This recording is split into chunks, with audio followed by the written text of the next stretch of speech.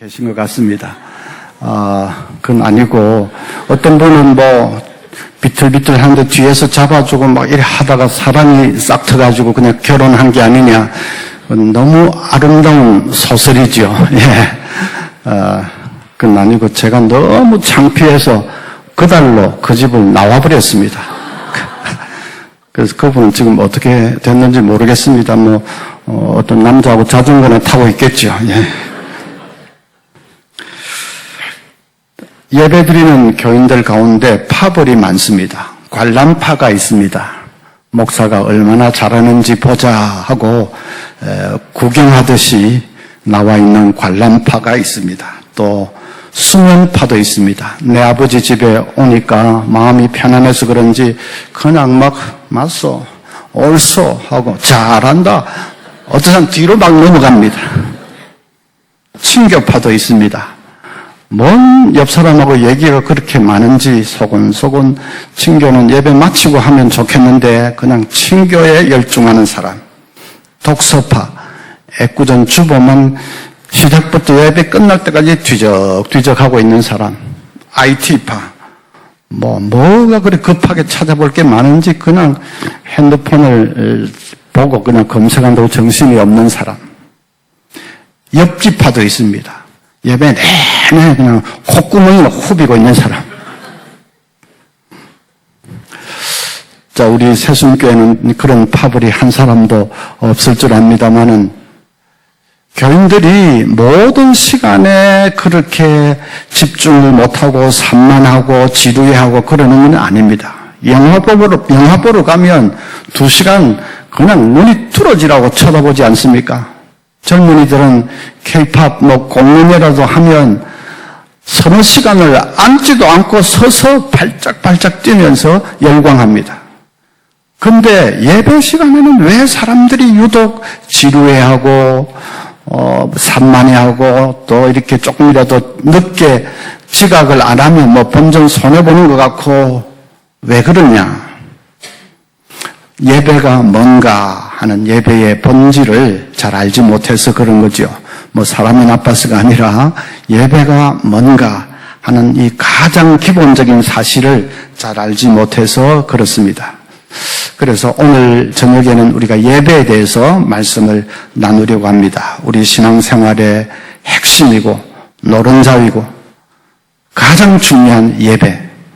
예배의 은혜를 받고 예배가 살아나면 그러면 가정생활도 기쁨이 넘치고 직장생활도 힘을 받아서 열심히 잘 할 수 있고 모든 삶이 잘 풀려나갈 수가 있습니다. 가장 중요한 것이죠. 그래서 오늘 같이 한번 살펴보려고 합니다. 예배가 뭐냐? 한마디로 하나님의 임재 앞에 나아가서 하나님과 교통하는 것입니다. 하나님의 임재 앞에 나아가서 하나님 아버지와 교통하는 것이 예배입니다. 예배 자리에 하나님이 임재하십니다. 구약시대에는 하나님이 임재하실 때 눈으로도 볼 수 있고 귀로도 들을 수 있고 한 그런 어떤 가시적인 현상과 함께 하나님이 임재했습니다. 하나님이 그 구약의 제사 지내는 그 자리에 예배의 자리에 임재하시는데 어떤 때는 하늘에서 바로 음성이 들리기도 했습니다. 어떤 때는 하늘에서 불이 떨어지기도 했습니다. 잘못된 제사를 드릴 때는 심판의 불이 떨어져서 사람을 삼켜버리기도 했습니다. 어떤 때는 예배의 자리에 하나님이 그 영광스러운 구름과 함께 임재하시기도 했습니다. 솔로몬이 성전을 다 완공을 하고 봉헌 예배를 드리는데 그 자리에 이 구름이 가득 임했습니다. 역대하 5장 14절에 제사장들이 그 구름으로 말미암아 능히 서서 섬기지 못하였으니 이는 여호와의 영광이 하나님의 전에 가득함이었더라. 하나님이 임재하시는 표로 영광의 구름이 그게 가득했는데 그러니까 이 예배를 인도하는 제사장이 두렵기도 하고 놀랍기도 하고 영광스럽기도 하고 해서 너무 그래가지고 예배를 잘 인도할 수가 없을 지경이었다. 그런 말씀이죠. 그렇게 가시적으로 하나님께서 그 예배의 자리에 임재하셨습니다. 신약시대에 오면 하나님은 뭐 음성과 또 이런 구름과 이런 가시적으로 임재하시지는 않습니다. 하나님이 영으로 임재하십니다. 마태복음 18장 20절에 두세 사람이 내 이름으로 모인 곳에는 나도 그들 중에 있느니라 했습니다. 두세 사람이 주님의 이름으로 뭐 하기 위해서 모입니까? 예배드리기 위해서. 사치기 사법법 그런 거 하러 모이는 게 아니라 그건 뭔지 모르죠, 젊은 분들은. 예배 드리기 위해서 두세 사람이 주님의 이름 의지해서 모인 그곳에 나도 그들 중에 있느니라. 하나님께서 임재하신다. 이렇게 말씀을 하셨습니다. 영으로 임재하시는 거죠. 아니, 영으로 임재하시는 것보다 구약시대처럼 막 눈으로 볼 수 있게 음성도 들리고, 막 구름도 영광의 구름이 가득하고, 그렇게 임재하는 게 더 좋겠는데, 더 생생하고 놀랍고 더 좋겠는데, 이렇게 생각하는 분이 계십니다. 그런데 그건 그렇지가 않습니다. 구약시대에 하나님이 그렇게 임재하시는 데는 장소에 제약이 있었습니다. 예루살렘 성전에 그렇게 임재하시면 다른 데는 그렇게 임재하지 않았습니다. 광야의 성막에 그렇게 임재하시면 다른 곳에는 그렇게 나타나시지 않았습니다. 장소에 제약이 있는 거죠. 그런데 이제 영으로 임재하시는, 이 신약시대에 영으로 임재하시는 데는 장소에 제약이 없습니다. 여기 우리가 읽은 말씀 그대로 두세 사람이 내 이름으로 모인 곳에는 어디든지 하나님이 그들 중에 임재하십니다. 왜냐하면 신약시대에 우리는 성령을 받았지 않습니까? 성령님이 우리와 함께 하십니다. 그래서 이 성령을 통해서 하나님의 영으로 임재하실 때 우리가 그것을 얼마든지 믿을 수 있고 바라볼 수 있고 교통할 수 있기 때문에, 그래서 하나님 영으로 장소에 제약 없이 이제 영으로 임재하시는 것입니다. 구약시대 성도들은 다 성령 받은 것은 아니기 때문에 할 수 없이 하나님이 보이도록 이렇게 임재하셨지만, 신약시대는 이제 구속의 역사가 더 발전해서 완성을 향해서 나아가고 있고 성령님이 오셨죠. 그래서 성령 안에서 하나님과 얼마든지 영으로 교통할 수 있게 된 것입니다. 그래서 오늘 읽은 말씀, 하나님은 영이시니 하는 말은 하나님은 영으로 임재하시니 예배하는 자가 영과 진리로 예배할지니라. 예배하는 자가 성령과 또 진리 안에서 그 영이신 하나님과 얼마든지 교통할 수 있다 하는 말씀입니다. 예배의 자리에 그래서 하나님이 임재하신다. 영국의 유명한 설교자가 로이드 존스 목사님인데, 그 목사님이 한 번은 길을 가다가 젊은 집사 한 분과 마주쳤습니다. 그 젊은 집사는 예수 믿기 전에 귀신이 들려서 막 발광을 하고 막 거품을 내고 했던 사람입니다. 그러면 교회 집사님들이 가가지고 잡아다가 억지로 이 예배 자리에 딱 앉혀놓으면 희한하게 여기 들어오면 순한 양처럼 조용해졌습니다. 또 예배 마치고 나가면 또 막 발광을 하고, 계속 예배 참석시키고 막 둘러서서 기도하고 해서 결국 귀신 떠나가고 그분이 이제 예수 믿고 집사까지 되었습니다. 그 집사를 목사님이 길에서 우연히 마주쳤는데 목사님 갑자기 궁금해져서 물어보았습니다. 집사님 예수 믿기 전에 귀신 들려가지고 고생을 많이 했는데, 그때 우리 젊은 집사들이 막 가서 집사님 억지로 끌어다가 여기 예배 자리에 막 앉히고 그래 했는데, 제일 처음에 여기 본당에 예배 자리에 여기 끌려 들어왔을 때 느낌이 어땠습니까? 기억나십니까? 귀신 들린 사람이 이런 자리에 오면 어떤 느낌을 받는지 그게 목사님이 궁금해서 그래서 한번 물어봤습니다. 그랬더니 그 집사님이 생각이 난다는 듯이 몸을 부르르 떨면서, 아이고 목사님 말도 마십시오.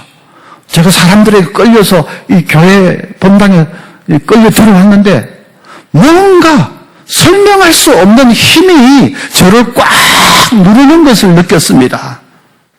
그러니까 이렇게 오늘 순한 양처럼 조용해졌던 모양이지요. 하여튼 설명할 수 없는 무슨 힘이 저를 꽉 누르는 것을 느꼈습니다. 그 설명할 수 없는 강력한 힘, 말하자면 뭐겠습니까? 하나님의 영이 예배 자리에 운행하고 계시는 것이지요. 하나님이 임재하시는 것이죠. 어떤 아이가 주일날 밤에 이제 잠자리에 들기 전에 기도를 하면서 이렇게 기도했다고 합니다. 하나님, 우리 가족은 오늘 교회 가서 예배 드렸어요. 참 좋은 시간을 가졌어요. 하나님도 거기 계셨더라면 좋았을 텐데. 자기들이 참 좋은 시간을 가진 것은 하나님 계신 곳 앞에 나아갔기 때문인데 아이는 그걸 잘 모르니까 아이고 하나님도 거기 계셨더라면 좋았을 텐데. 예배의 자리에 하나님이 임재하십니다. 그리고 하나님이 예배의 그 순서들을 통해서 우리에게 이제 은혜를 부어주시죠. 예배의 순서들을 통해서 하나님이 행해 주시는 일들이 있습니다. 그리고 우리 편에서 하나님께 올려드리는 그런 행위들도 물론 있습니다. 하나님께서 우리에게 내려주시는 행위들, 하향적인 이 행위들, 그 너무나도 은혜롭고 귀하고 복되고 하기 때문에 제가 이제 이름을 붙이기를 하늘의 입맞춤이라 그렇게 이름을 붙였습니다. 우리는 예배의 자리에 나와서 하늘의 입맞춤을 경험합니다. 하나님이 이 자리에 임재해 계시는 하나님이 부어주시는 그런 행위들, 하향적인 행위들이 있습니다. 그게 하늘의 입맞춤입니다.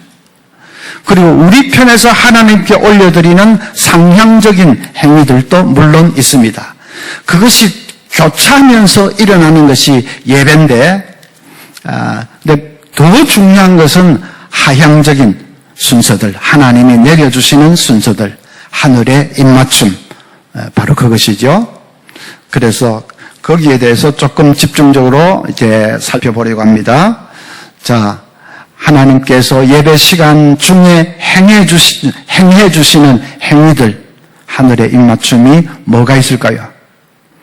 오늘은 좀 약간 공부 쪽으로 많이 하겠습니다. 그래서 좀 물어보기도 합니다. 순발력 있는 사람은 아마 주보를 벌써 딱 펼쳤을지도 모르는데, 자, 주일 낮 예배 순서를 기준으로 해서 하늘의 입맞춤 뭐가 있을까요? 처음에. 이봐라. 모르는 척하고. 자, 제일 먼저 여러분, 예배 부름이 있습니다. 여러분 주보를 보니까 예배 초청했는데 같은 말입니다. 영어로는 call to worship. 예배 부름 혹은 예배 초청. 자, 예배 부름 혹은 예배 초청은 누가 누구를 불러준다는 말이겠습니까?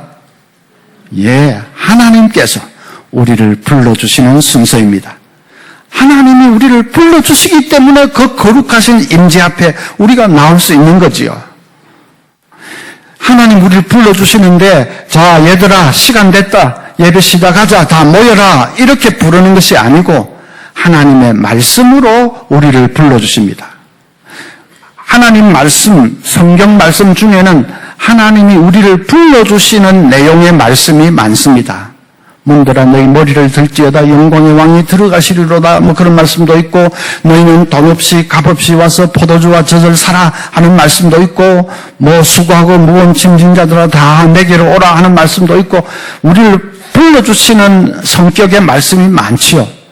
그 말씀 한 구절을 목사님이 딱 낭독을 하는 것이, 선포를 하는 것이 예배 부름 시간입니다.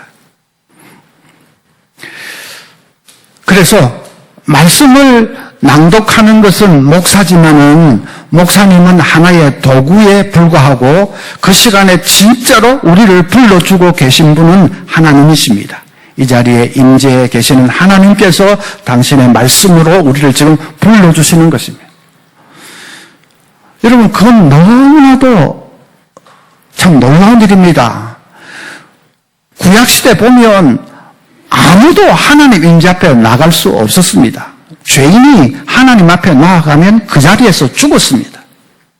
하나님이 임재하시는 곳은 성소 안에 지성소인데 지성소에는 아무도 들어갈 수가 없습니다. 오직 한 사람, 대제사장 한 사람. 대제사장도 뭐 수시로가 아니라 1년에 딱 한 번 이제 이 짐승의 피를 가지고 지성소에 들어가서 하나님 앞에 이제 바치는 이 제사 의식을 할 수가 있었습니다. 그런데 대제사장이 하나님 임재에 계시는 지성소로 들어갈 때 복장이 좀 특별했습니다. 이 옷술에다가 방울을 매달았습니다. 왜 그러냐? 대제사장이 성소를 지나서 휘장을 통과해서 지성소로 들어가면 밖에 있는 백성들은 더 이상 대제사장을 볼 수가 없지요. 그러면 백성들은 조마조마하게 대제사장이 하나님 앞에 나아갔는데 죽지 않고 살아서 돌아올까 조마조마하게 기다립니다. 물론 죽지 않고 돌아오지. 왜냐하면 하나님께서 하라고 하신 그대로 제사를 지내는 것이기 때문에 죽지 않고 살아 돌아올 수 있지만은 구약시대는 그만큼 우리 죄인이 하나님 앞에 나아간다는 것이 어렵고 불가능한 일이었습니다. 그런데 좀 있다가 안에서 방울 소리가 딸랑딸랑 나면 백성들이 비로소 안도의 한숨을 쉬는 것입니다. 아, 대제사장이 아직도 살아서 제사를 잘 지내고 있구나 하고 안도할 수가 있었습니다. 이 시그널을 보내기 위해서 옷술에다가 방울을 매달았습니다. 이건 성경에는 기록되어 있지 않은데 전성에 의하면 후대에는 대제사장이 지성소에 들어갈 때 발목에다가 밧줄을 감고 들어가기도 했다고 합니다.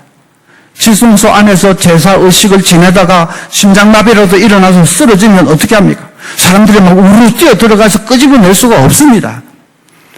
그래서 그런 이머전시를 당할 때 밖에서 밧줄을 끌어당겨서 대제사장을 끌어내기 위해서 발목에 밧줄을 걸고 들어갔다는 전설도 있습니다. 그처럼 거룩하신 하나님 앞에 우리 죄인들이 나아갈 수가 없는데 여러분 아시듯이 예수님이 십자가에서 운명하실 때 무슨 일이 일어났죠? 예, 휘장이 어떻게 찢어졌습니까? 예, 위에서부터 아래로 찢어졌습니다. 그것은 하나님의 손이 찢은 것을 의미합니다. 사람이 찢었다면 아래서부터 위로 찢어지지 이렇게 찢어져야죠. 사다리를 타고 올라가서 찢은 것도 아닌데 위에서부터 찢어진 것, 이 물리학의 법칙을 거스르고 위에서부터 찢어진 것, 그거는 하나님의 손이 찢은 것입니다. 이제는 누구든지 예수의 보혈을 지나서 통과해서 십자가 의지해서 이 죄산 받은 사람은 누구든지 하나님의 임재 앞에 나올 수 있다 하는 것을 하나님이 웅변적으로 보여주는 것이 바로 하나님의 손이 그 휘장을, 지성소를 가로막고 있는 휘장을 찢어버린 것입니다. 그래서 우리는 주일마다 하나님 임재하시는, 여기가 바로 지성소이죠. 하나님 임재하시는 이 장소의 예배의 자리에 주일마다 나와서 하나님과 교통할 수 있게 된 것입니다. 그것을 분명하게 보여주는 순서가 첫 번째 예배 부름, 예배 초청 그 순서입니다.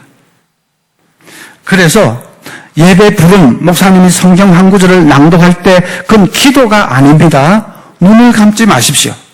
기도가 아니기 때문에 눈을 뜨고 앞을 딱 바라보면서 그 하나님이 불러주시는 말씀을 잘 듣고, 그리고 구약시대 성도들을 한번 생각해 보십시오. 그 사람들은 진짜 꿈에도 꿀 수 없던 이 자리에 내가 오늘 하나님 부름을 받고 나왔구나 하는 생각을 하면서 그 부름 말씀 낭독하는 걸 딱 끝날 때는 아멘으로 큰 소리로 감격스럽게 응답을 하셔야 됩니다. 옛날 권사님들은 기도하실 때마다 하나님 아버지 어떻게 천에 하나 만에 하나 나 같은 것을 선택하셔서 구원해 주시고, 진짜 그대로지요. 어떻게 천에 하나 만에 하나 우리를 구원해 주셔서 구약시대에는 꿈도 꿀 수 없었던 이 놀라운 자리로 하나님 오늘도 나를 불러주십니까 하는 그런 마음으로 눈을 뜨고 앞을 똑바로 바라보면서, 그래서 그 말씀의 아멘으로 화답하시기를 바랍니다.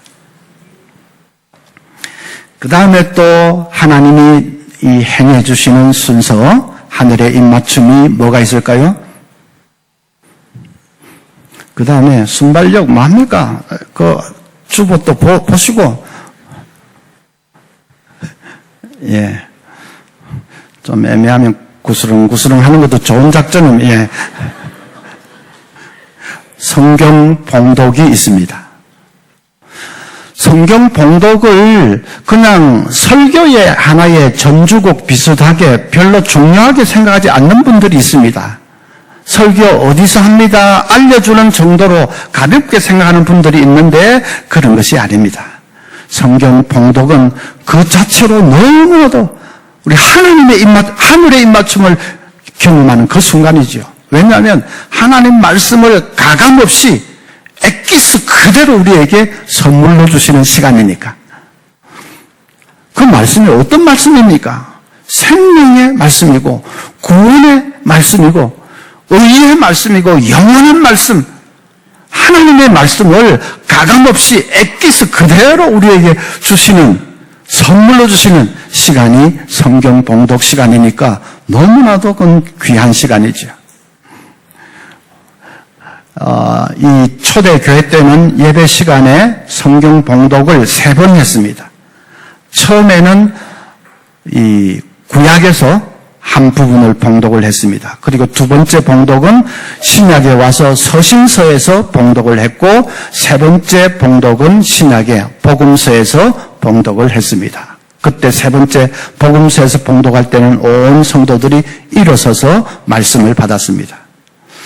예배 중에 일어서는 순서들이 좀 있는데, 시작할 때도 일어서고 마지막 축도할 때도 일어서는 교회도 있고 뭐 중간에도 일어서기도 하고 하는데, 만약에 노약자들도 좀 많고 시간 관계도 있고 해서 딱 한 번만 일어서는 게 좋겠다, 그렇게 한다면 성경 봉독 시간에 일어나는 것이 맞다고 저는 생각합니다.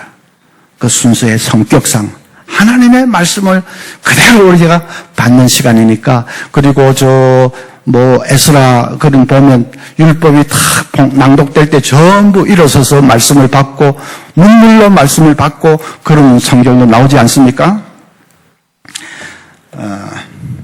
혹시 오후 예배, 헌신 예배 할 때 성경 봉독 순서를 맞는 일이 있는데, 기도하라고 맡기면 막 떨리기도 하고 하니까 준비를 열심히 하고 집에서 막 써오기도 하고 하는데, 성경 봉독하라 하면 아이고 한글로 된 걸 내가 못 읽으랴 하고 거의 한번 읽어볼까 말까 오는 분들이 있습니다.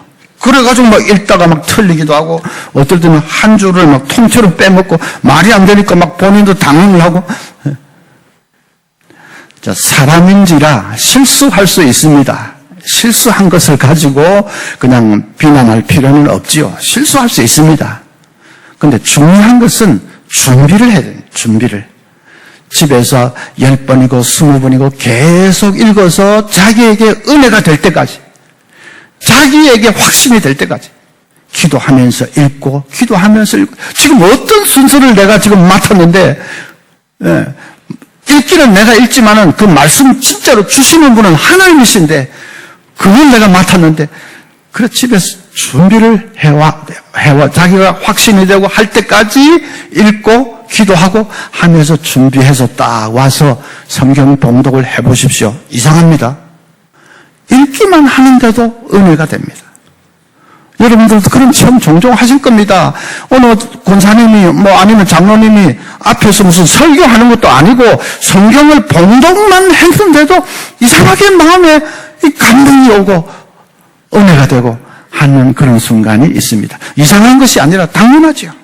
하나님의 말씀을 하나님께서 선물로 지금 주시는 시간입니다. 그 다음에 또 하늘의 입맞춤 뭐가 있습니까? 성경 봉독했으니까 이제 설교가 있지요. 설교. 하나님은 늘 말씀을 주시는 분이십니다. 말씀을 주셔서 하나님 자신을 계시해 주시지요. 근데 말씀을 주시는데 하나님이 직접 나타나서 말씀하시는 것이 아닙니다.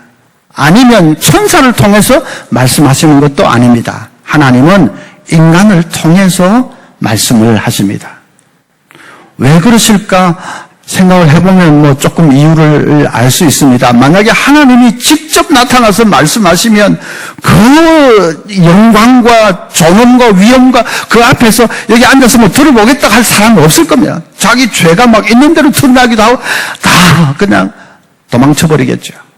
하나님이 만드신 이 작은 태양 하나도 우리가 제대로 바라보지 못하는데 그 창조주께서 바로 나타나셔서 말씀하신다면 그걸 감당할 수 있는 인간이 없습니다.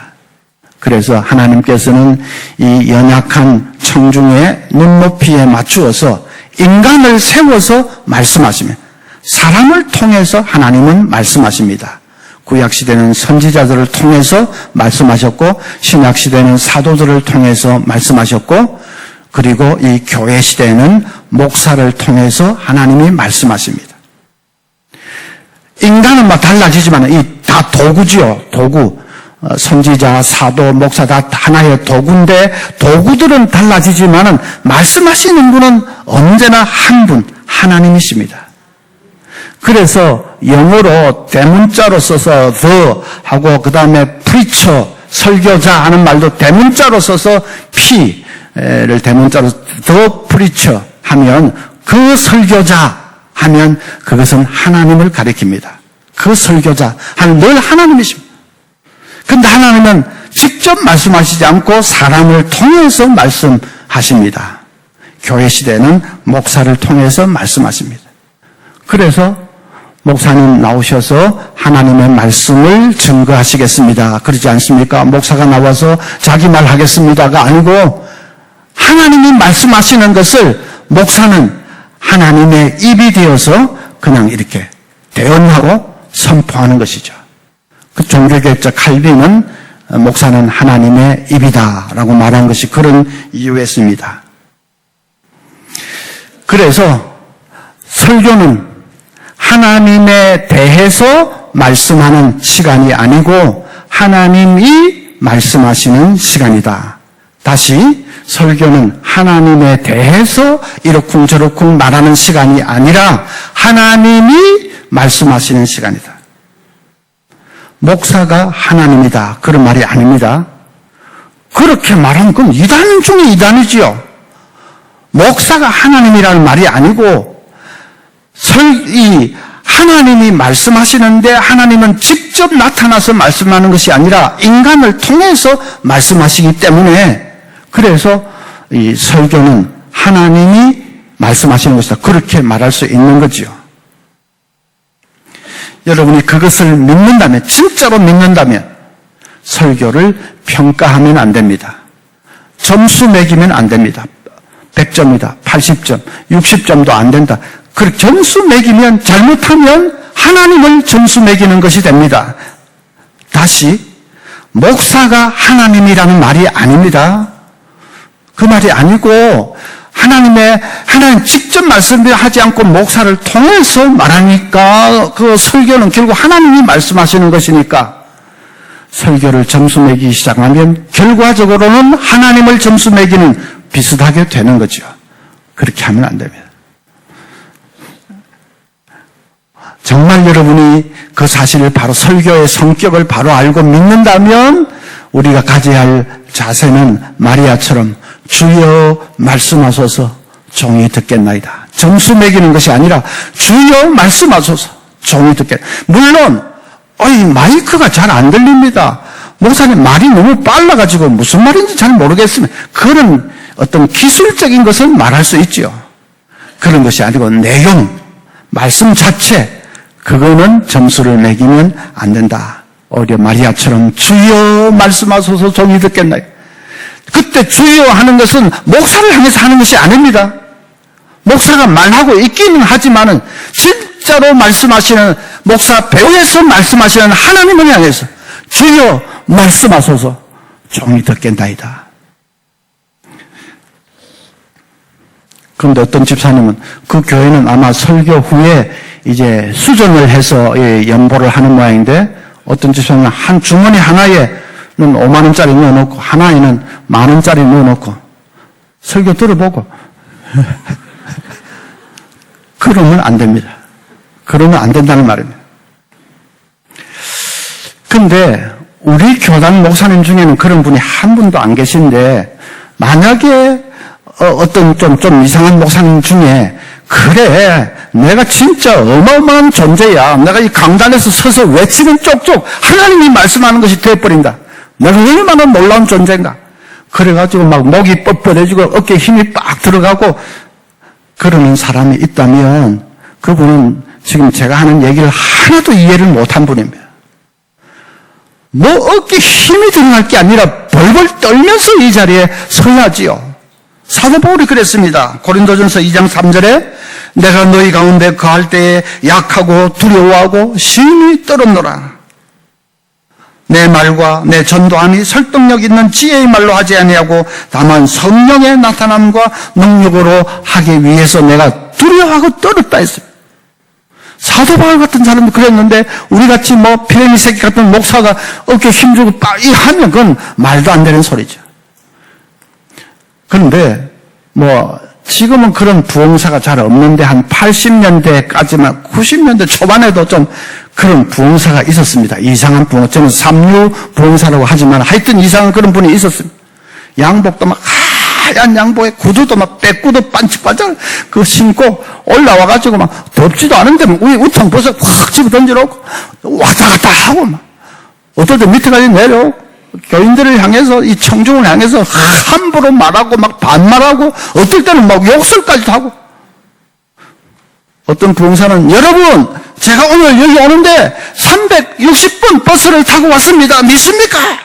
교인들이 아멘. 아이고 지가 360분을 타고 왔더니 36분을 타고 그게 뭐가 중요하다고 그건 믿습니까? 하는 목사도 얼빠진 사람이고 그런 얼빠진 말 앞에 아멘 하는 교인들도 전부 얼빠진 사람들이고 그럴 때는 아멘 할 게 아니라 확 째려봐야 됩니다. 어디 강단에서 원맨 쇼 나오고 자기 자랑이나 눌러놓고 막 함부라고 째려봐야죠. 지금 그런 분은 우리가 하는 얘기를 하나도 이해를 하지 못한 분이에요. 그냥 한 주간 동안 내 입술이 정결치 못했던 걸 잘 알기 때문에 내 삶이 거룩하지 못했던 걸 잘 알기 때문에 연약함과 부족함을 잘 알기 때문에 그러나 하나님이 말씀을 전할 직무를 맡겨주셨기 때문에 그래서 오직 성령님만 의지하면서 벌벌 떨면서 이 자리에 서서 하나님의 말씀을 힘있게 증거해야 되는 것이죠. 목사는 그렇게 증거하고 교인들은 주여 말씀하소서 종이 듣겠나이다 그렇게 듣고 그러면 은혜 되지 않을 말씀이 없습니다. 그래서 중요한 것은 설교는 하나님께서 인간 목사를 통해서 말씀해 주시는 시간이다. 하늘의 입맞춤을 경험하는 시간이다. 그 다음에 또 하늘의 입맞춤 뭐가 있습니까? 점점 어려워집니다.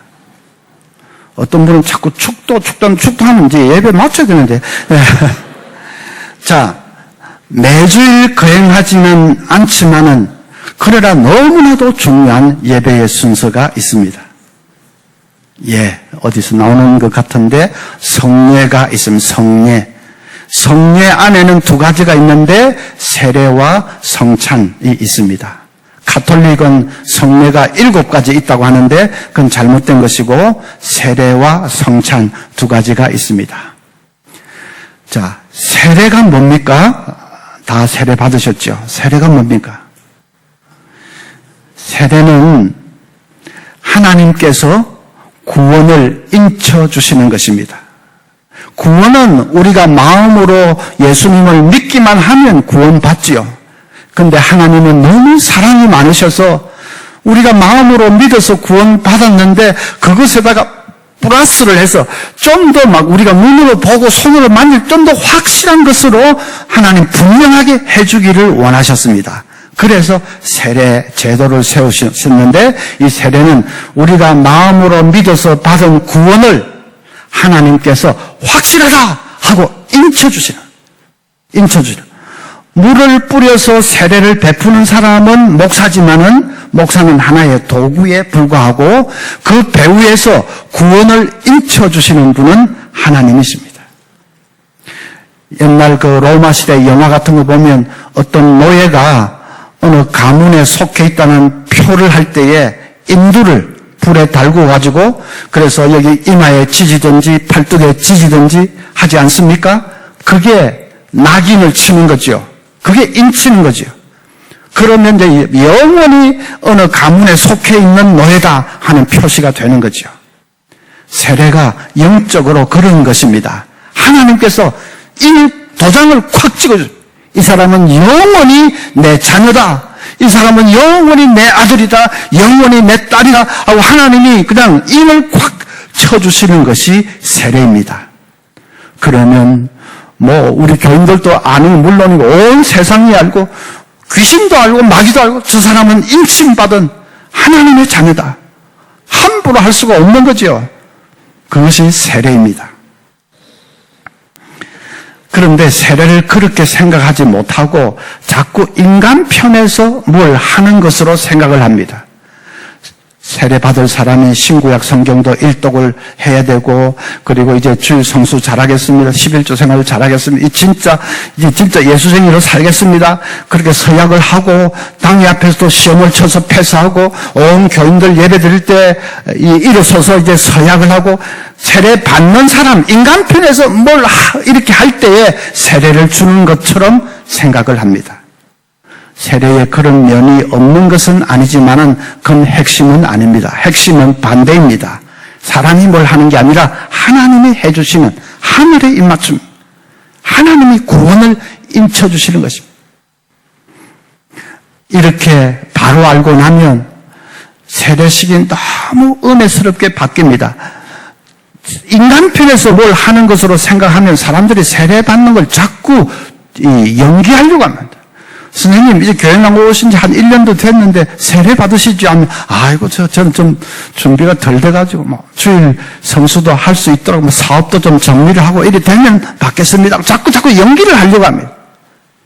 근데 세례가 그런 게 아니고, 하나님이 구원을 인쳐주시는 것이라는 것을 바로 알면, 연기할 사람 아무도 없습니다. 빨리 못 받아서 더 안달이지. 구원이 뭔지를 아는 사람 치고 내 천천히 받겠으면 그런 사람이 있겠습니까? 마찬가지로 구원의 인침도 더 빨리 못 받아서 안달이죠. 사모하게 되죠. 그리고 너무 은혜스럽게 변합니다. 제가 94년도에 이제 유학 마치고 귀국을 해서 신학대학원 교수 생활을 시작하는데 어느 교회에서 전화가 왔습니다. 자기 교회 담임 목사님이 지금 공석인데 그래서 교수님이 주일만 와서 설교만 해줄 수 없겠습니까? 설교가 목사의 사명이니까 그렇게 하겠습니다 했습니다. 그래서 설교하기 시작한 것이 한 1년쯤 설교를 했습니다. 그러다 보니까 세례 베푸는 주일도 다가왔습니다. 제가 집례를 했죠. 예배 다 마치고 그때 84살 되시는 권사님 한상동 목사님 밑에 신앙생활 오래 했고 우리 교단에 완전 터줏대감 비슷한 그 권사님이 제게 다가오더니 완전히 눈물이 걸성걸성해서 목사님 제 평생에 이렇게 은혜스러운 세례식은 처음입니다. 인사치레로 그런 말 비슷하게 하는 분이 있습니다. 목사님 참 좋았습니다. 은혜스러웠습니다. 나가면서 인사로 그런 말 하는 분이 계십니다. 그 권사님의 인사가 아니었습니다. 진짜였어요. 왜냐하면 저 자신부터가 그렇게 심려한 저 자신부터 그렇게 느꼈어요. 그때 세례받은 사람이 한 50대 되는 남자분이었는데 어떻게 그냥 반평생을 예수도 알지 못하고 지옥길로 달려가다가 진짜 기적처럼 복음을 듣고 이제 구원을 받고 오늘 하나님이 구원을 인쳐주시는 이 자리까지 나왔는지 그 생각을 하면서 이 세례를 베푸는데 제가 너무너무 감격스러운데 교인들도 비슷하게 느꼈겠죠. 그래서 세례식이 너무 은혜스럽게 앞으로 세례식 종종 할 때에 나는 다 받았고 좀 저 사람이 받는가 보다 그렇게만 하지 마시고 그것이 하나님의 구원을 인쳐주시는 정말 영광스러운 순간입니다. 여러분 자신 다 인침을 받았습니다. 그걸 기억을 하십시오. 그 다음에 또 한 가지 이 성례, 성찬이 있죠. 성찬도 자꾸 우리 사람 편에서 뭘 하는 것으로 생각을 합니다. 뭘 하는 것으로 생각합니까? 성찬식 할 때 이런 뭘 하십니까? 예수님의 고난을 자꾸 좀 생생하게 한번 기억을 하고 떠올려 보려고 애를 쓰지요. 그 찬송도 그런 식으로 부르고 막 기도도 그렇게 하고 어떻게 하는지 좀 눈물도 좀 나면 좋은데 좀 잘 안 날 때가 많지요. 하여튼 예수님의 고난을 자꾸 떠올리는 그런 하나의 이 보조물이랄는지 그런 것으로 성찬을 생각합니다. 근데 성찬에 그런 면이 없는 건 아니지만은 그건 핵심은 아닙니다. 핵심은 반대입니다. 우리가 뭘 하는 게 아니라 하나님께서 해주시는 하늘의 입맞춤. 하나님이 성찬을 통해서 뭘 해주십니까? 예수님의 몸을 우리에게 주십니다. 예수님 말씀하신 그대로입니다. 이것은 너희를 위하는 내 몸이니 이것을 행하여 나를 기념하라. 이것은 너희를 위해서 흘리는 언약의 피니 이것을 행하여 기념하라. 예수님 말씀하신 그대로 떡을 주시면서 예수님의 몸을 우리에게 주시는 것이고 예수님의 피를 우리에게 주시는 시간이 성찬입니다. 우리는 그 예수님의 몸과 피를 받아 먹음으로 예수님과 뗄 수 없는 하나로 연합됩니다. 예수님이 나와 함께 하시고 예수님이 내 속에 계시고 하는 그 연합이 견고해집니다. 우리가 예수 믿고 구원받으면 예수님과 연합됩니다. 이미 연합됩니다. 그런데 하나님은 너무 사랑이 많으신 분이라서 우리가 예수님과 이미 하나로 연합되었지만은 거기에다가 좀 더 우리가 보고 듣고 만질 수 있는 더 확실한 것으로 우리의 주기를 원하셔서 세운 것이 성찬입니다. 그래서 그 성찬을 통해서 예수님과 연합되는 그 복을 우리가 누리는 것이죠. 예수님과 하나 되는 복을. 만약에 예수님의 고난을 떠올리게 하는 하나의 상징물, 그런 것으로 성찬을 생각하면 성찬을 자주 할 필요가 없게 됩니다. 왜냐하면 자주 하면 할수록 약발이, 조금 표현이 그런 거 양해하십시오. 약발이 떨어집니다. 처음에는 성찬하면 예수님 고난 십자가 얼마나 괴로우셨을까 이래 조금 되는 것 같은데 똑같은 걸 계속 하다 보면 점점 이제 면역성이 생겨서 막 고난이 좀 희미해지는 건 약발이 떨어집니다. 그래서 자주 할 필요가 없게 됩니다. 그런데 그게 아니고 성찬은 예수님의 몸과 피를 받아 먹음으로 예수님과 우리가 하나로 더 연합되는 것이다. 예수님 나와 함께 계시는 그 연합되는 것이다. 그렇게 되면 자주 할수록 좋은 거죠. 예수님과의 연합은 자주 할수록 더 풍성해지고 견고해지고 하는 게 더 좋은 거죠. 그래서 칼빈 선생은 매주 성찬하기를 원했지만은 제네바 씨가 그걸 소화를 못해서 안 됐고 결국은 1년에 4-5차례 이렇게 됐는데 칼빈 선생은 그걸 늘 가슴 아프게 생각을 했습니다. 여러분 이해를 돕기 위해서 약간 자극적으로 좀 표현을 해보면 성찬이 예수님 고난을 떠올리게 하는 것이라면 사실은 좀 매치가 잘 안 됩니다. 이 떡을 탁 먹었는데 고난, 이 매치가 잘 됩니까? 맛만 있는데. 이거 어느 카스테라 그 집에서 해왔네. 이 설탕 좀 많이 넣었네. 포도주를 탁 마셨는데 고난, 그 매치가 잘 됩니까? 맛만 좋은데. 어떤 분은 옛날 추억이 찡하고 떠오를 겁니다. 좀 많이 주지. 이런 분도 있을 겁니다. 고난을 떠올리게 하려면 떡과 잔을 줄 것이 아니라 그 시간에 대못을 하나씩 다 나눌. 그 목사님이 시작 하면 콱콱 찔러버려. 아야. 이 조금만 찔러도 아픈데 예수님은 콱콱 박히셨지. 얼마나 아프셨을까. 고난이 팍팍 올 거 아닙니까? 포도주를 나눠줄 게 아니라 가시토막을 하나씩 나눠줘가지고 시작하면 콱콱 찔러봐요. 고난이 팍팍 오겠죠. 떡과 잔은 고난하고는 잘 매치가 되지 않습니다. 그게 이 성찬의 신학이 잘못되어 있기 때문에 그런 거죠. 떡이 우리 몸에 녹아들어서 나와 완전히 뗄 수 없는 일체가 되듯이, 포도주가 내 속에 녹아들어서 나와 뗄 수 없는 일체가 되듯이, 그래서 성찬을 통해서 예수님과 나는 이미 연합되었지만 더 확실하고 분명하고 견고하게 연합되는 것입니다. 내가 주님 안에 있고 주님이 내 안에 계시고 이 인생 길을 이제는 주님과 하나로 이렇게 나아가는 그게 더 확실하게 되는 것입니다. 그러면 이제 여러분 질문이 생기실 겁니다. 그러면 앞으로 성찬식 거행할 때는 뭐 예수님의 고난에 대한 것 말하면 안 됩니까? 아닙니다. 그렇게 하십시오. 그런 면이 없는 게 아닙니다.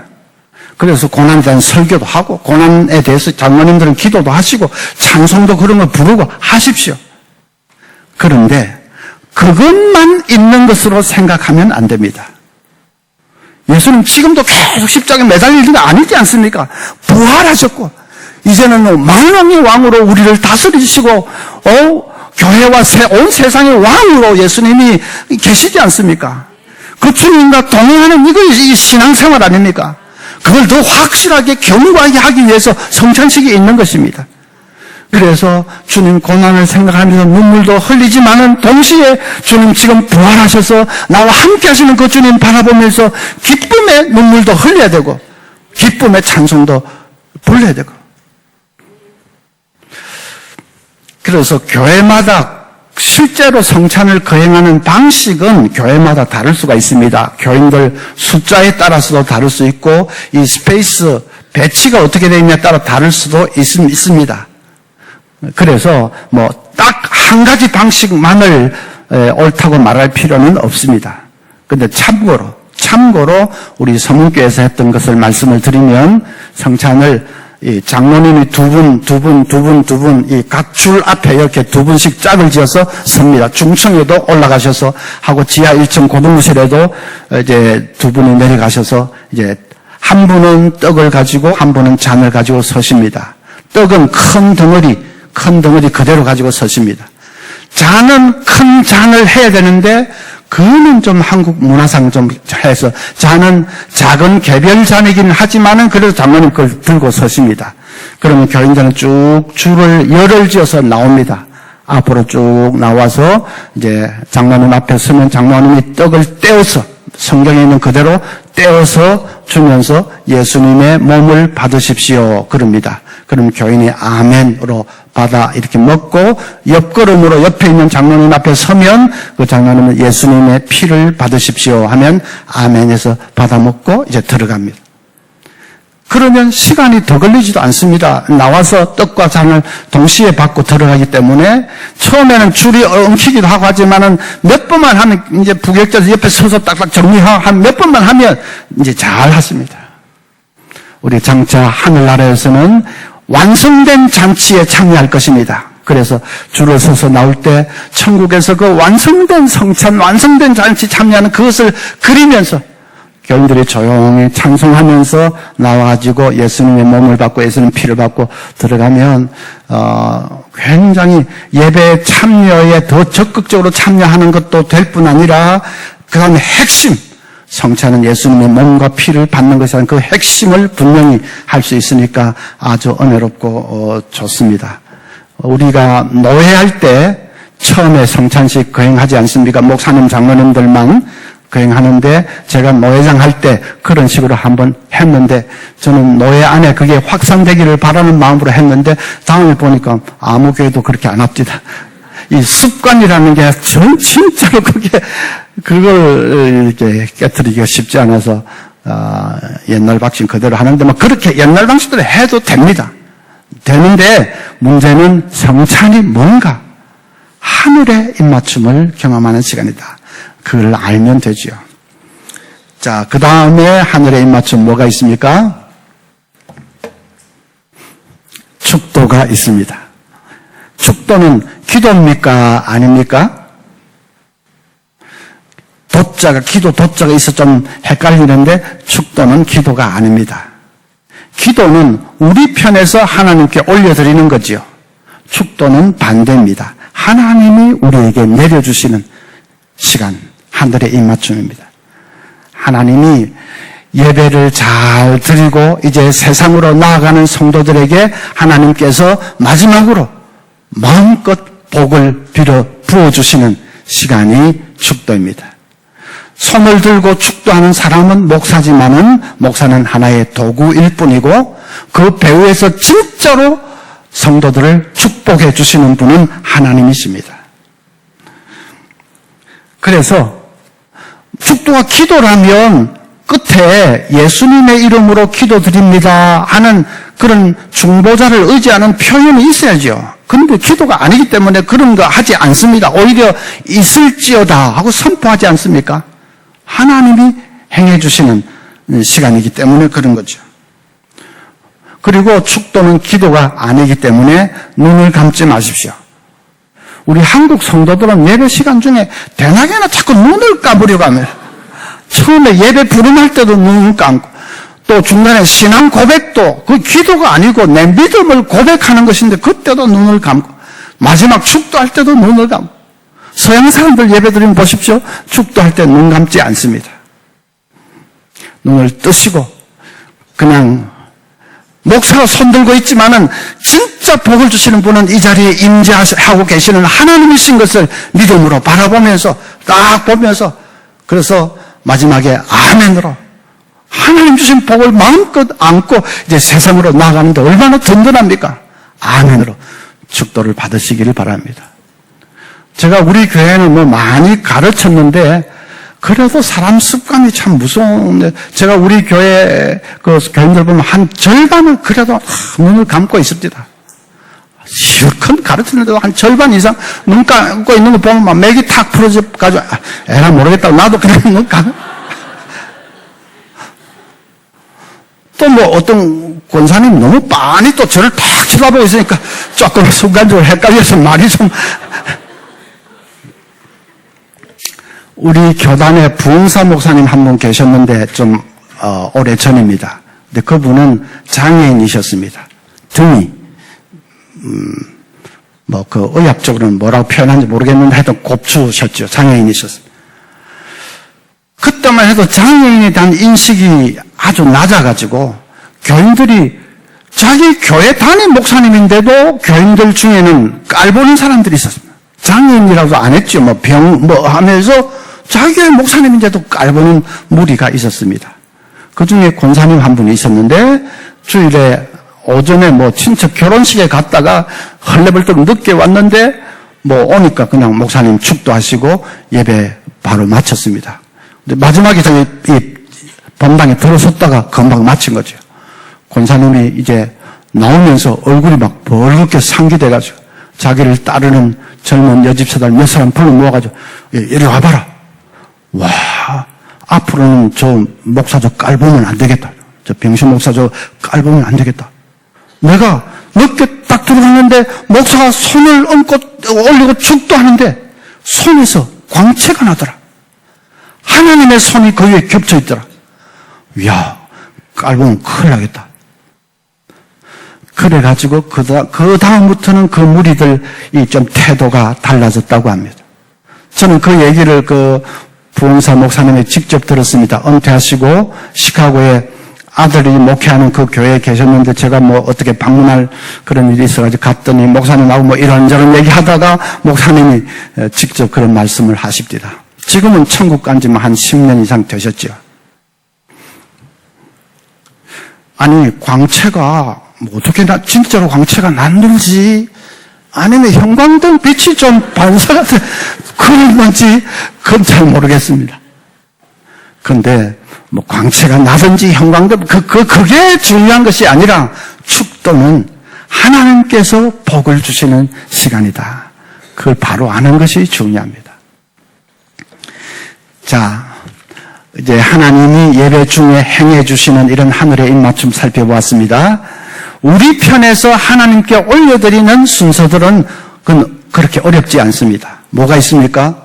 기도도 있고 찬송도 있고 헌금도 있고 뭐 하죠. 그건 그렇게 어렵지 않아서 지금 생략을 하고 그러면 예배가 그렇게 하나님 임재 앞에 나아가서 하늘의 입맞춤을 누리는 시간이다. 그렇게 바로 알게 되면 우리가 어떤 자세로 예배를 드려야 될까? 그 한 두 가지만 말씀드리고 마치겠습니다. 어떤 자세로 예배 드려야 될까? 첫째는 믿음으로 하나님의 임재가 우리 눈에 보이지 않습니다. 그렇지만 분명히 말씀에 약속하신 대로 두세 사람 내 이름으로 모인 것에 나도 그들 중에 있다라고 말씀했기 때문에 그래서 하나님의 임재를 믿음의 눈으로 바라볼 수 있어야 됩니다. 제가 어느 교회 오후에 설교하러 이제 초빙을 받아서 들어서면서 안내하는 집사님에게 그 주보 하나 보자고 했더니 집사님이 사방으로 찾는데 안 보이는지 당황하더니 목사님 제가 오전 예배 때 사용한 주보가 있는데 그거라도 되겠습니까? 해서 아이 괜찮습니다. 본문하고 제목하고 제대로 되어 있는지 한번 확인하려는 거니까 괜찮습니다. 그래서 받아가지고 앞에 앉아서 이제 기도하고 펼쳐서 이렇게 보는데 귀퉁이에 낙서를 걸쩍걸쩍 해놓은 게 눈에 쏙 들어왔습니다. 목사님 반지 본래부터 꼈나? 이게 무슨 말인고 하다가 금방 제가 상상을 할 수가 있었습니다. 목사님이 아마 주일 오전 때 손을 이렇게 해서 설교도 하시고 예배를 인도하셨던 모양이죠. 그 집사님 옆에 여기 저 성가대석에 앉아 있었던 모양입니다. 목사님 손가락에 반지가 눈에 쏙 들어왔습니다. 저 반지 못 보던 건데 목사님이 좀 늦게 반지를 하나 하셨나? 아니면 그동안 끼고 있었는데 내가 못 봤나? 그 궁금증을 참을 수가 없어요. 목사님 반지 본래부터 꼈나? 옆으로 막 돌렸습니다. 답이 어떻게 왔는지는 모르겠습니다. 반지가 눈에 띄는 것을 어찌 하겠습니까만은 그래도 예배 시간이 그런 시간이 아닙니다. 남의 반지나 살피고, 남의 옷차림이나 살피고, 아이고, 저 집사 머리 볶아놓은 거 봐, 희한하게 해놨, 그런 거를 살피고, 저거 어제 롯데에서 세일하던 거, 그거 샀네?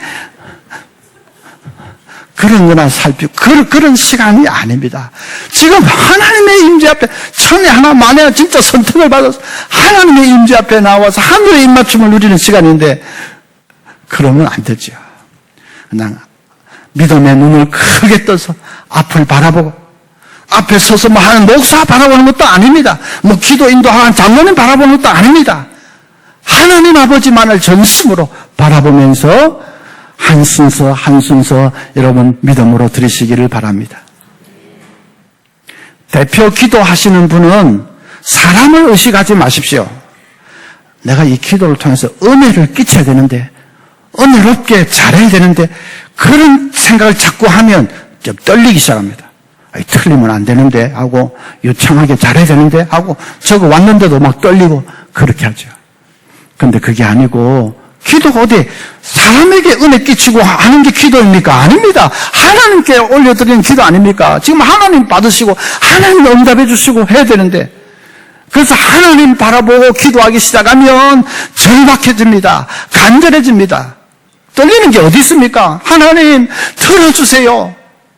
말이 좀 틀려도 상관없습니다. 그게 무슨 하나님께서 말 틀렸다고 그랬습니까? 중심을 보시는데 좀 틀려도 상관없고 그냥 간절하게 하나님 바라보면서 기도하시기를 바랍니다. 찬송도 마찬가지. 어떤 교회에서 이제 예배 드리면서 찬송을 먼저 부르는데 94장을 불렀다고 합니다. 주 예수보다도 귀한 것은 없네. 이 세상 부귀와 바꿀 수 없네. 영죽을 내 대신 돌아가신 그 놀라운 사랑 잊지 못해. 세상 즐거움 다 버리고 세상 자랑 다 버렸네. 주 예수보다도 귀한 것은 없네. 예수밖에는 없네. 1절을 딱 불렀는데 목사님 갑자기 스톱 잠시 멈추세요. 반주자도 좀 스톱. 그리고 이렇게 말씀하십니다. 여러분 여기 예수님보다 귀한 것은 없다고 하고 예수님 때문에 다 세상 즐거움도 명예도 자랑도 다 버렸다 하는데 여러분 정말 버리셨습니까? 버리지도 안 해놓고 그냥 입으로만 버렸네 하면 주님이 얼마나 괴로우시겠습니까? 지금 우리 찬송 하나님 다 들으시고 계십니다. 하나님 받으시고 계십니다. 그런데 막 입술만 뻥긋뻥 버렸네. 마음은 하나도 그렇지 않으면서 그러면 하나님이 얼마나 찬송할수록 하나님 더 괴로워집니다. 그렇게 하지 맙시다. 그래서 다시 한번 이제 찬송 처음부터 다시 부르겠는데 진짜 이 가사대로 버리지 못한 분은 차라리 찬송하지 마십시오. 조용히 기도는 하든지 찬송하지 마십시오. 다시 1절부터 다시 부르겠습니다. 이제 전주가 되고, 그 다음에 반주가 이제 1절 쭉 하는데 아무도 찬송을 하지 않았습니다. 목사님도 못 불렀습니다. 2절 넘어가는데 여기저기서 흐느끼는 소리가 들려오기 시작합니다. 3절 부르는데 흥 하면서 눈물바다가 됐어요. 그래서 목사님이 진짜 가사 한마디도 안 한 찬송이었지만 내 평생의 그 제일 은혜스러운 찬송이었다. 목사님 그렇게 얘기를 했습니다. 앞으로 가사대로 살지 못하면 찬송하지 마십시오. 그런 말은 아닙니다. 그러면 뭐 우리 아무도 찬송 못할 겁니다. 그러나 우리의 찬송이 그냥 이 퍼포먼스가 아닙니다. 성가대 하는 게 뭐 화음을 자랑하고 퍼포먼스입니까? 아닙니다. 이제 흥분하는 게 탈이에요. 하나님께 올려드리는 찬송인데, 그러니까 정말 가사 한마디 한마디를 정말로 고백하면서 또 내가 그대로 살지 못하면 회개하는 마음으로 회개하면서 찬송을 하면 됩니다. 찬송하지 마라 그런 게 아니고 그냥 뭐 입술 뻥긋뻥긋하고 뭐 화음을 자랑하고 그게 아니고 하나님 앞에 올려드리는 찬송. 하나님 임재하고 계신데. 그러니까 그런 간절한 마음으로 우리의 마음을 담아서 그냥 기도하듯이 그렇게 찬송을 하면 우리가 그대로 지금 살지 못해도 우리 마음을 아시니까 하나님은 그 찬송을 기쁘게 받으실 겁니다. 그 다음에 두 번째로는 기쁨으로, 감격과 기쁨으로 예배 드려야 되겠습니다. 다윗이 언약궤를 메고 오면서 얼마나 기뻐서 왕복 화려한 그 왕복 다 집어 던져버리고 제사장에 있는 허름한 베옷을 입고 어린아이가 이제 춤추며 이제 언약궤 앞에서 마음껏 예배드리게 된 거, 그 너무 감격스러워서 춤추며 뛰놀았던 거 우리 구약에서 보지 않습니까?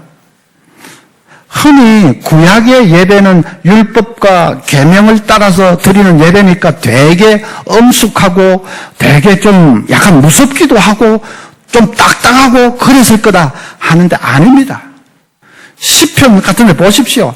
그냥 모든 악기를 동원해서 그냥 또 춤추고 노래하고 박수치고 하면서 시끌벅적한 예배를 드렸습니다. 누가 말하기를 성령이 임하시면 좀 시끄럽다 그렇게 말했는데 그건 맞는 말입니다. 감격과 기쁨과 그걸 억제할 수가 없어서 그냥 열정적인 예배를 구약시대에도 그렇게 드렸습니다. 성령이 충만하게 임할 때는. 지금 우리는 더 말할 나이가 없는 것이죠. 우리가 박수를 치는 것은 우리 왕이 승리하셨다 그런 뜻입니다. 누구 사람에게 이거 좀 잘했다 이런 게 아니고 우리 왕이 대적 원수 마귀를 물리치고 승리하셨다. 우주의 왕이 승리하셨다. 그 박수를 치는 거죠. 힘껏 박수를 쳐야 되죠. 김정은이가 자기 누구야 장성택을 고모부 장성택을 처형을 했는데 곡사포를 쏘아서 죽였습니다. 진짜 무지막지한 사람인데 왜 그렇게 죽였느냐? 두 가지 죄목인데 하나는 자기가 연설을 할 때 짝다리를 하고 들었다. 다리 한쪽을 이래가지고 들었단 말이죠. 짝다리 하고 그 괘씸죄 걸렸고 또 하나는 이제 연설 마치고 박수를 치는데 건성으로 쳤다. 이래 했는지 텔레비 보면 이래 해야 되는데 죽으려고 그 스크램을 하여튼 건성으로 쳤다. 그래가지고 그걸 곡사포로 쏘아줬습니다. 인간 김정은이에게 이래 건성으로 치는 그것도 곡사포로 쏘아 죽이는데 하나님 앞에 건성으로 치면 얼마나 쏘아 그건 좀 말이 안 되고요. 그래서 우리 새순교회는 아멘이나 박수 치면서 힘차게 찬송하는 거 제가 여러 교회를 다녀봤지 않습니까? 한 중쯤 됩니다. 중간쯤 됩니다. 되게 완전히 하는 아니고 그런다고 상도 아니고 중쯤 되는데 그건 제가 약간 아부성 평가도 들어 있습니다. 약간 좀 더 앞에서 우리 박수 치며 찬송합시다. 힘껏 박수 치시고 좀 아멘도 열심히 하시고 우리가 이 보통 자리에 나와 있는 게 아닙니다. 돈 주고 살 수 있는 게 아니지 않습니까?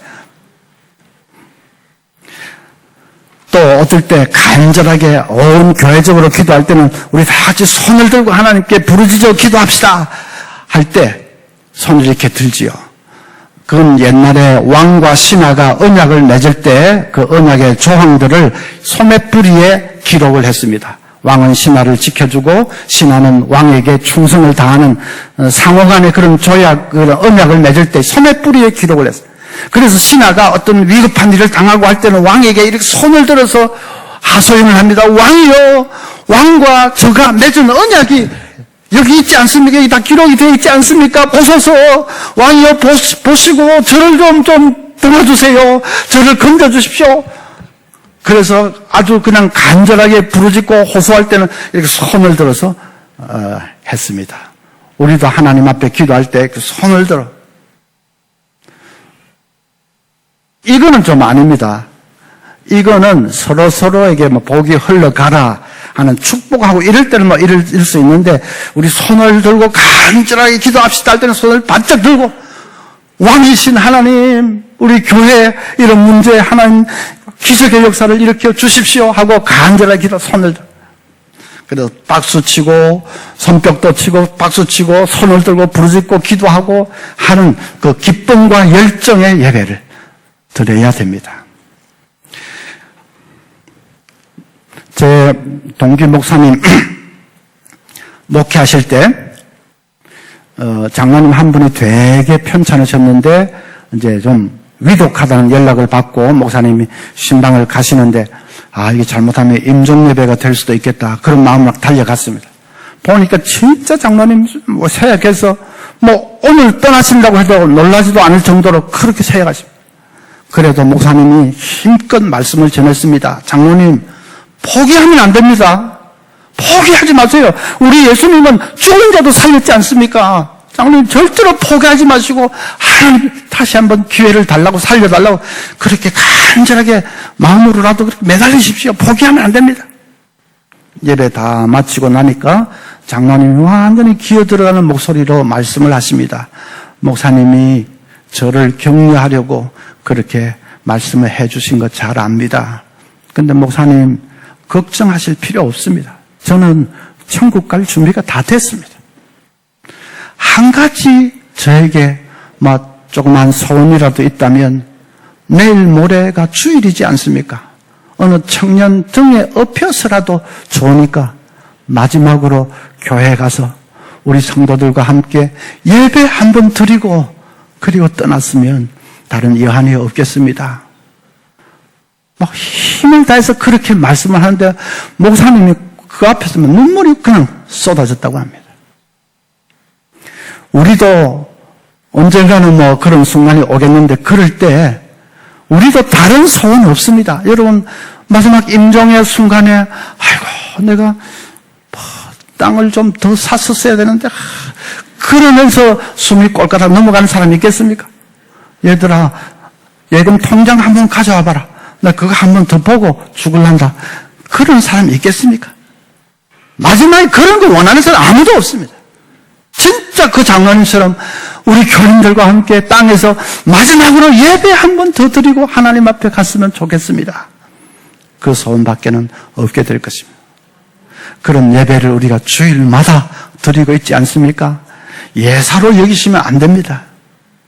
예배 부름 그 첫 순간부터 정말 감격스럽게 하나님 임재 앞에서 믿음의 눈으로 하나님 바라보면서 여러분 살아있는 그런 예배를 드리시기를 바랍니다.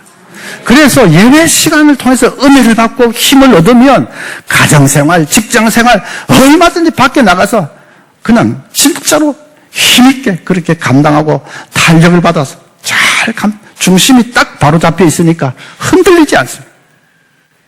우리 새순교회 모든 성도님들 예배가 새롭게 개혁될 수 있기를 간절히 바랍니다. 기도하겠습니다.